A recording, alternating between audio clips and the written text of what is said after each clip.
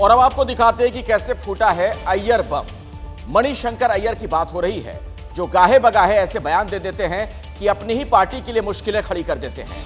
अब बांग्लादेश को लेकर कुछ ऐसा उन्होंने कह दिया कि बीजेपी के निशाने पर वो तो आए ही, कांग्रेस भी आ गई।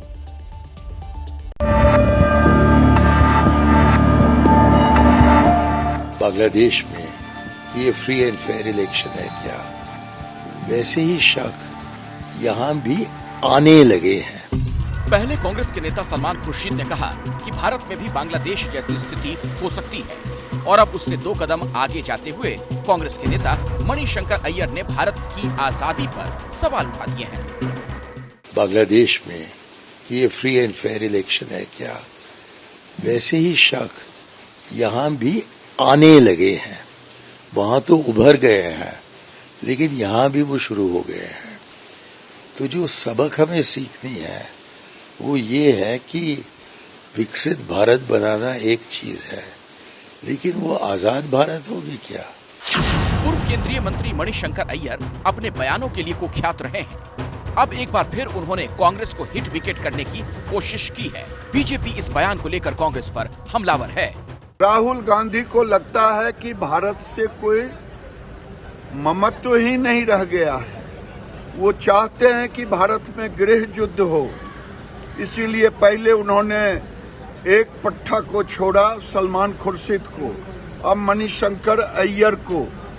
ये सारे लोग इकट्ठे होकर के भारत में भड़काने का काम कर रहे हैं। 36 के अंक पर चल रहे हैं। नेता कुछ और बात बोलते हैं, उनके सीनियर नेता कुछ और बात बोलते हैं।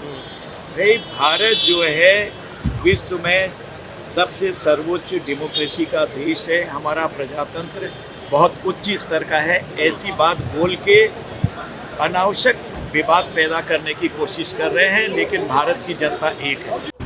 बीजेपी कांग्रेस नेताओं के बयान को देश में अराजकता का माहौल बनाने वाला बयान करार दे रही है।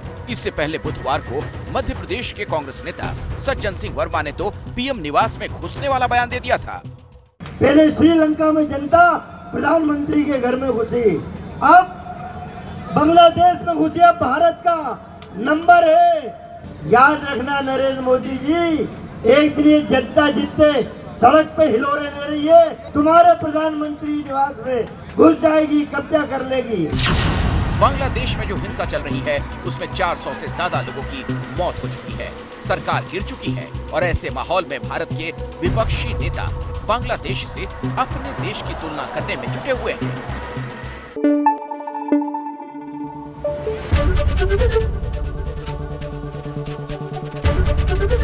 एबीपी न्यूज आपको रखे आगे।